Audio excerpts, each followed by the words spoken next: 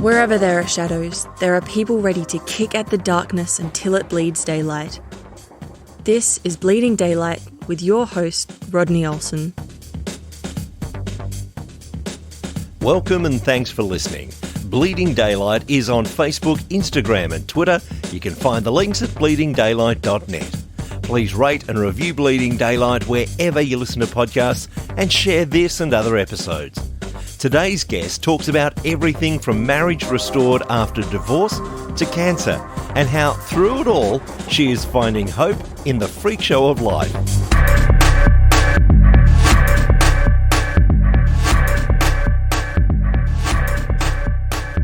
For the young girl growing up on a farm, life seemed so simple, but that little girl had no idea of the twists and turns that life would take in the years and decades to come.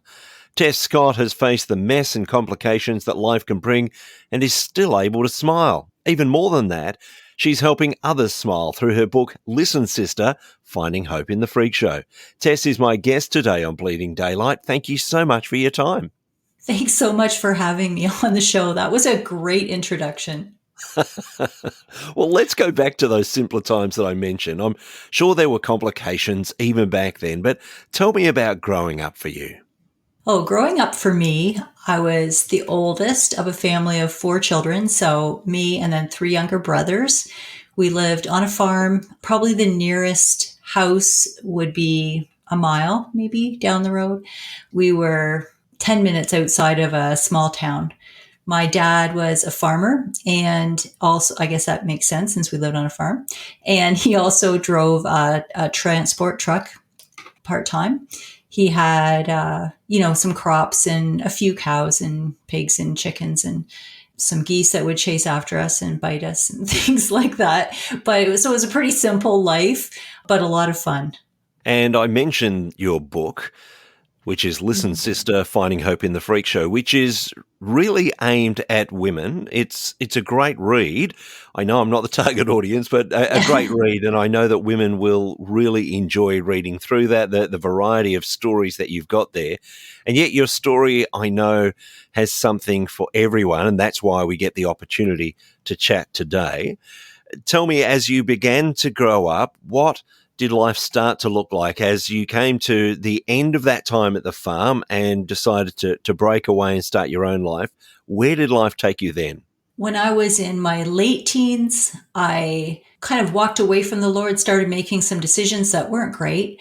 Some of the consequences for those decisions were I got pregnant. So I got married because this was the 80s. So, if you got pregnant in the 80s, you got married. That's just how things happened.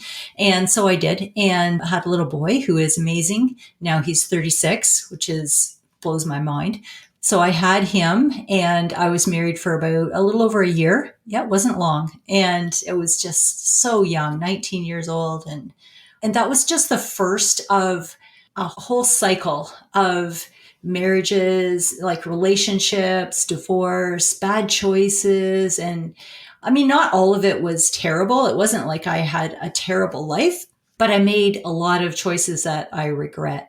So now that I'm an adult and I'm all these years older, I can look back and say, there's wonderful things that came out of those years. I have a whole family of boys, and I'm so, so thankful for them. Also, I wish that I didn't have some of those consequences. And I wish that, of course, that I didn't cause pain for other people. And I can wish for things that hadn't happened, but there's not really value in saying like, what if? But there is value in learning, and there is value in passing some of that wisdom on to other people. That's what I'd like to do. Like, I would like to take my story, the things that I've learned, the things that God taught me through those times, and take that and encourage other women that are coming along behind me. And you talked there about you started making bad decisions, and yet you hinted at the fact that you did grow up with some kind of faith. What did that mean to you back in the day? Was it just a case of that didn't really stick, that was kind of a family faith that you went along with and later became yours? Or was there an active turning away, no, I'm choosing a different lifestyle? As I look back, I think My grandfather drove me and my brothers to Sunday school when we were little. He was one of these guys that started the Baptist church in our town, and he drove his car around and filled the back seat up with kids whose parents didn't go to church. There's no seatbelts back then. You could just pile kids all the way in up to the roof of your car and fill up the basement of the church. That's what they did. And we all lived, like, believe it or not. He brought us to Sunday school, and, I asked Jesus into my heart when I was maybe 7, I think. And it was real at the time. But it didn't, for a 7-year-old, you don't really understand what that means at a deep level because you're 7. It's still great, but you don't understand at that deep level. So I did have that faith and that understanding, and as much as I could for a 7-year-old. But then as I grew older and got my friends, and I'm a teenager, and, teenage girls, they're really not that nice. And, I probably give my parents a hard time, and, started dating and all this. And I just went my own way. It wasn't like I was rebellious in the face of God. Like, I didn't have tattoos and motorcycles or anything like that. It was just more like a wandering away. Okay, well, this is life, and this is how it's going to look for Tess. So where did things take you? You've mentioned that you fell pregnant, you married that man, but that didn't last.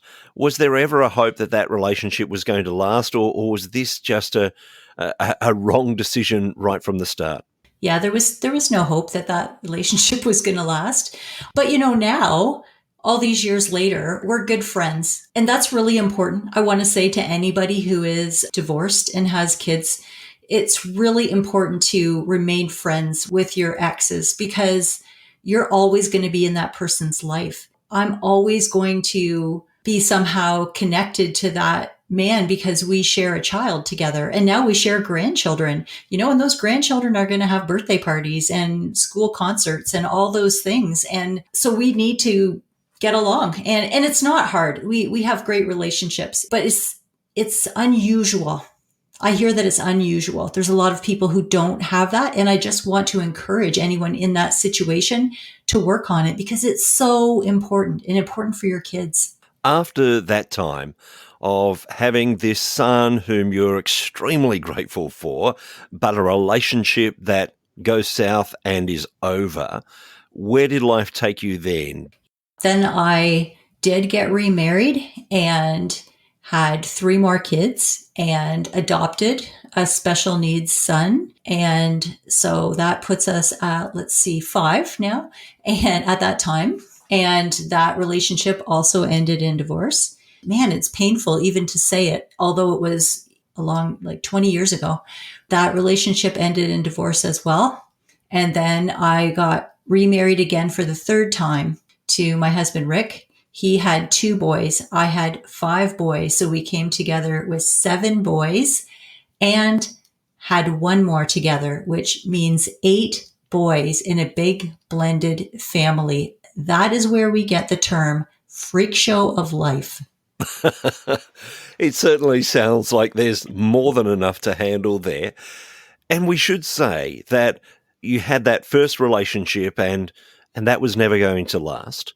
Then the second one, and you had hoped that that was going to last, and you had these children together, and then it didn't. And now you've married Rick, and we'd like to say, well, life just went on and you lived happily ever after, but that wasn't the story, was it? No. So in 2012, Rick came to me and told me that he didn't love me and he was going to leave. So let me tell you, I was devastated. I was finally living for the Lord. Life was going along and I thought everything was great. I was shocked. I was devastated. My face was in the green carpet of my bedroom, just begging God, please do not let this happen. I don't want to be alone again. I don't want to be raising these kids alone. I don't want the shame. Already so much shame in my life. I don't want that. I was begging God every day to not let it happen. And yet he did. He allowed it to happen. Rick left and we were separated. Every day I prayed that he would come back. And after a year, I met with him and he asked if we could do something to try to get back together. And he was not interested. He was in no uncertain terms not interested in that. So we were divorced. It was horrible. It was the worst time. I can now say I'm thankful for it. Isn't that weird, Rodney? I'm thankful because during that time, I needed God to breathe. I clung to him every moment of those days. It's all I could do. It's all I could do. And I'm thankful because I grew so close to God during that time, and it was so necessary. I mean, hear me say, I don't ever want that to happen again, and I don't want it to happen to anyone else. But I'm thankful because God used that time to grow Tess. So really, God used this as an opportunity to grab your attention.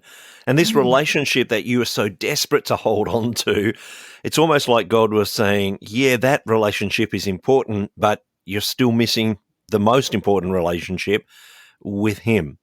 What transpired once you started growing closer to God through this experience, through saying, Lord, I'm at the end of myself, I need to just reach out to you? When did things start to change? Well, things changed so much in that time. You don't see it when you're in the middle of it. Like, it's very difficult to see it in yourself, to see changes or to see what's happening. I remember things like realizing, hey, I think I haven't cried all day today. Like the little steps and watching your kids. I think watching your kids is even more painful than the pain you feel yourself. It was a really brutal time. But after 3 years after our divorce, Rick and I started talking, which in itself was amazing that we were communicating. And then God started to reconcile our relationship. We started dating. And after several months, we got remarried. How freaky is that? It's quite an amazing journey that you've been on. It's not a happily ever after story. We know in relationships we still need to work on things. So how was that, putting your toe in the water again after the rejection and the shame that you'd felt in the past with relationships breaking down? Was there a sense of being very tentative in stepping into this relationship again? Oh, yeah. It was scary. It was very scary. But this is what Rick said to me. I'm going to work really hard, and we're going to work really hard together on this. You can ask me anything about anything, and I will tell you the truth. Because there was a lot of things that happened when our relationship ended. That was very vulnerable of him because we had to walk through a lot of hurt, and some of that had been gone for 3, 4, I guess over 4 years, and to bring it all back up to the surface so that we could work through it. He's not really a talker. My husband, I'm more the talker and he's the quiet guy. And he had to do a lot of talking. So I'm sure that wasn't comfortable. We spent many days, like weeks and weeks and months of talking through it. We went to counseling. We figured things out. We were honest, and it was worth it. We knew it would be worth it. I didn't know if God would allow it. I didn't know if he would really reconcile our relationship, but I wanted to try. I loved him and I wanted to see what God would do. And God doesn't always do that. It's not always the way things work. It's not always what's best for us. God knows what's best, but I'm thankful that it was what he chose to do. You touched on the fact that when that relationship first broke down, there was that sense of shame. And I can imagine this is the third marriage that has broken down and third marriage that has ended in divorce, and there's shame around that. How did God work with your heart to help you realize there didn't need to be shame, that he was actually there to heal not only the broken past, but to take away that shame? Tell me about that. Yeah, I went to counseling. I had a wonderful Christian counselor who pointed me to truth. The only thing that I know to be true is the word of God. And I have to take all those thoughts, even today, I have to take all those thoughts about who I am and compare them to truth. What does God say Tess is? What does God say Rodney is? I feel rejected, but God says I'm chosen. I needed to have that in front of me all the time. And I still do. I still recommend that, having that verse or having that statement that is true right straight from the word and having it on Like I like to have it on a cue card and have it on the bathroom mirror or on, above the kitchen sink where I'm doing dishes or somewhere where I see it all the time, and get that truth into your head all the time, because the enemy is out to fill our head with lies and we need to fill our head with truth. But the only way we know that truth is by reading it in his word and keeping it on that track in our brain constantly. Fill your head with truth. Fill your head with truth. It strikes me that this seems to be at polar opposites to what most in the world would tell us to do, which is those positive affirmations to tell ourselves that we're enough, to constantly talk to ourselves and tell ourselves that we're enough. And yet you're saying, no, let's not look inside ourselves, but look to something that we know is absolute objective truth. What sort of a difference does that make for you? It makes all the difference in the world. I am not enough, not on my own. I can't trust my heart to know who I am. I need to know what's true. I can't say it enough. And I say this to young women all the time. I use the example of going to a potluck. Remember when we used to be able to go to potlucks before all this COVID stuff? And potlucks are amazing. I love potlucks. And this is why, because you make a whole lot of one thing and then you bring it and you get to eat a lot of a whole bunch of different things. It's so amazing. And sometimes there's this one dish and it's so good. And you think, oh man, I wonder what's in that.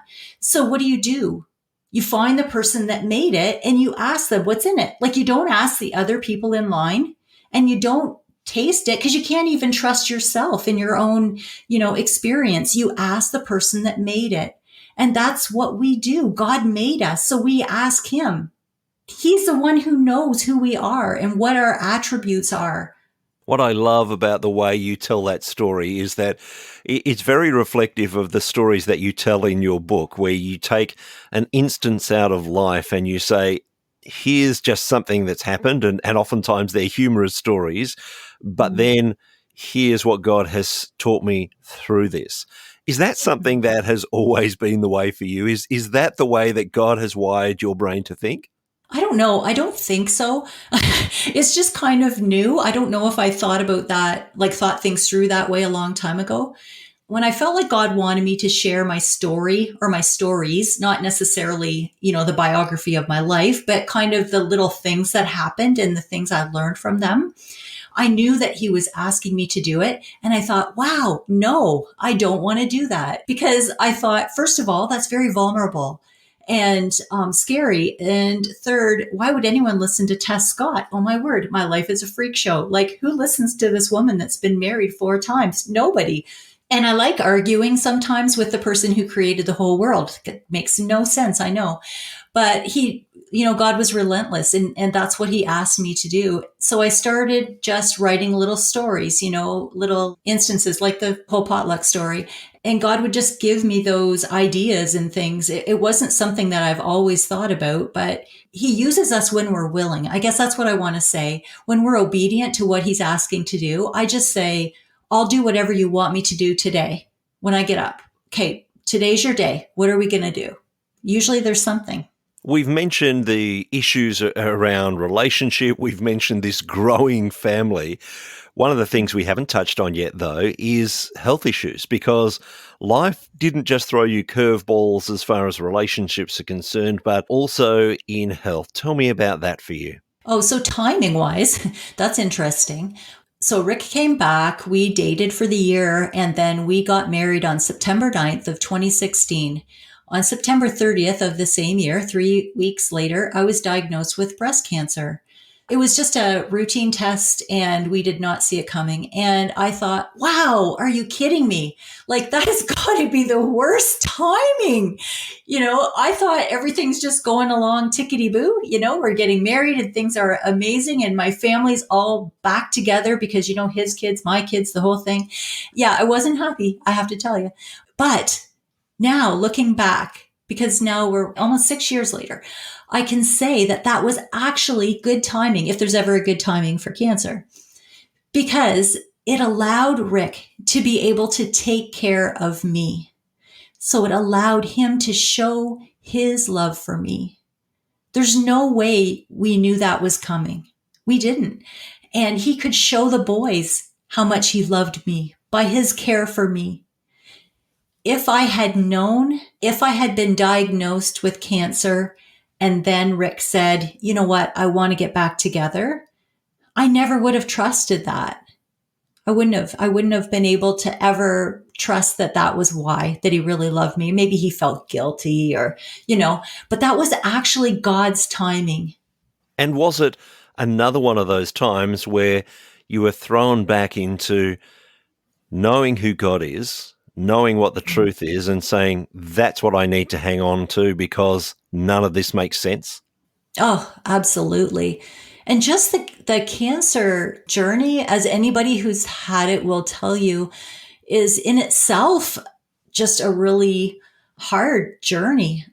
Being sick and relying on him, that was hard. Losing my hair. So just the whole identity thing again. I would have lots and lots of breakdowns of crying and emotional times of saying, like, when you married me, you didn't know I was going to have no hair. You didn't know I was going to have a mastectomy. You didn't know, it was not easy. It was a really hard time. But again, I'm thankful for the timing because it really was a gift. And all through this time, you're starting to see God weaving a story. And I've heard other people talk about the fact that, there's this common saying that God won't give us anything more than we can handle. And yet again and again, we see God giving us stuff that we just can't handle outside of him. Do you see that this is, in a way, him drawing you ever closer through all of these instances? Oh, absolutely. For sure. Through those things, like those are the times that you're the closest to God, when you realize how much you need him. We always need him all the time, but we realize it when we're on our knees on the green carpet of our bedroom. You went through this process. How long did it take for you to get past that and to be well again and to start functioning again? As you say, this was only around about 6 years ago. Where did that leave you? It was a long journey. Health-wise, I was able to go back to work in June, like the next year. So I was fairly healthy once we got through that, and just go once a month to London for the injection. And I'm thankful that I'm good now. God has done healing in so many areas of my life. I'm really, really thankful for that. And of course, the book, we've touched on it a couple of times. Mm-hmm. I guess it's a book for non-readers in some ways, because it's not, as you say, it's not, here's my life story, wade through it with me, but it's actually these very small stories that just take people on a little bit of a journey so that people can read a number of them together, or just read them one at a time and go through them daily with a bit of an application of, hey, this is what I drew from it. This is what God taught me through it. How did you pick up the rhythm of writing in that way? I think that it helps to share hard truth. It helps to share with vulnerability if I can put a little bit of humor with it, because I am being very vulnerable and very truthful.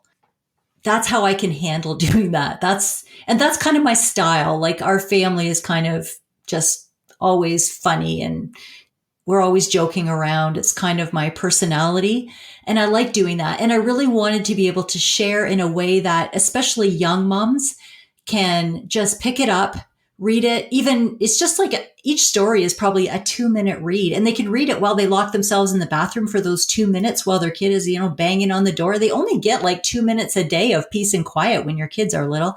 So, and they need encouragement, and they need to know, like, life is crazy and you're going to get through it. It's okay. So each story is really, really short, and you can read one, set it down, read one a week later or a day later, read 5 while you're having coffee. I mean, it's not a huge commitment, but every one of them is encouraging and every one ends in truth. How different do you think life would have been if you had a book like this when you were that young woman?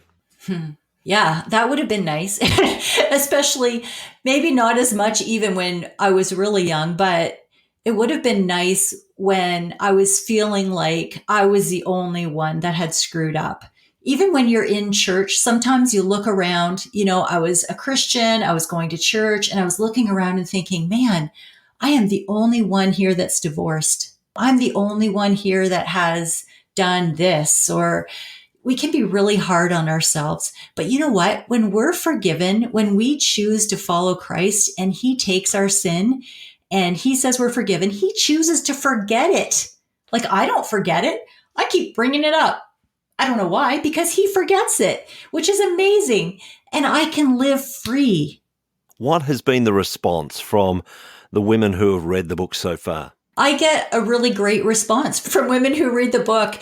They feel really encouraged. I just love being able to encourage women. And I think it's so important right now in this kind of age we're living in. Like a long time ago when I was young and I talked to my friends, I'd go to their house and I'd see their kids are jumping around and their life is chaos. Or I'd call them on my rotary dial phone, and I'd hear their kids screaming in the background. And so I knew their life is imperfect. Their life is chaos. Their life is a freak show, just like mine. And we're all going to get through it. But now I see this generation of young moms, and they mostly connect with their friends on social media.